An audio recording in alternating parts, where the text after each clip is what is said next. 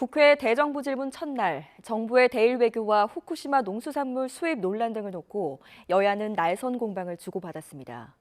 굴욕 외교로 국민들을 불안하게 하고 있다는 민주당 공세에 정부와 여당은 사실이 아니라면서도 윤석열 대통령이 국익을 위한 결단을 했다고 엄호했습니다. 엄윤주 기자가 취재했습니다. 민주당은 외교안보 분야 대정부 질문에서 한일 정상회담과 대통령실의 갑작스러운 외교라인 교체를 꺼내들며 정부의 대일 외교 전반에 대한 공세 수위를 끌어올렸습니다. 특히 윤석열 대통령이 후쿠시마 오염수 관련 발언을 했다는 일본 언론 보도와 관련해 정부가 국민의 불안감을 조장하고 있다고 맹비난했습니다. 해외 외국의 잘못된 보도에 대해서는 아무 조치 안 취하는 이렇게 태평한 말씀하셔도 돼요? 국민들 지금 불안해하지 않겠습니까? 대통령이 그런 말씀 하셨는지 안 했는지 정말 궁금해하고 불안해하고 있잖아요. 일일이 하나하나의 신문을 쫓아다니면서 그거를 조치를 하고 하는 것은 그 우선순위는 적다. 저는 그렇게 생각합니다.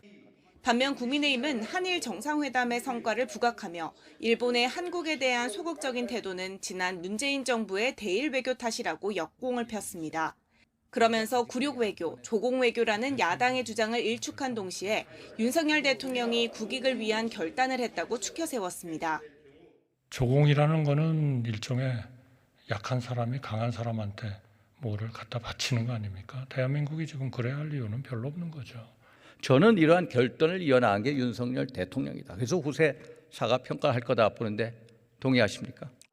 여야 지도부도 장외에서 신경전을 이어갔습니다. 민주당은 후쿠시마 오염수는 국민의 건강과 생명에 직결된 문제라며 정부를 향해 제대로 된 대안을 마련하라고 거듭 압박했습니다.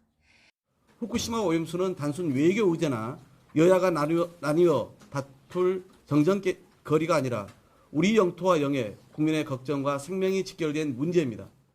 국민의힘은 민주당이야말로 삭발시까지 감행하며 국민에게 가짜뉴스와 허위 사실을 유포하고 있다고 맞받았습니다.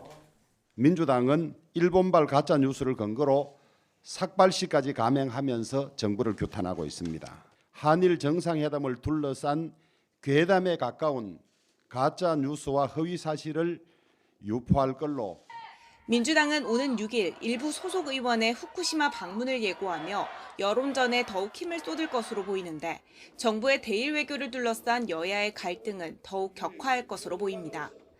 YTN 엄윤주입니다.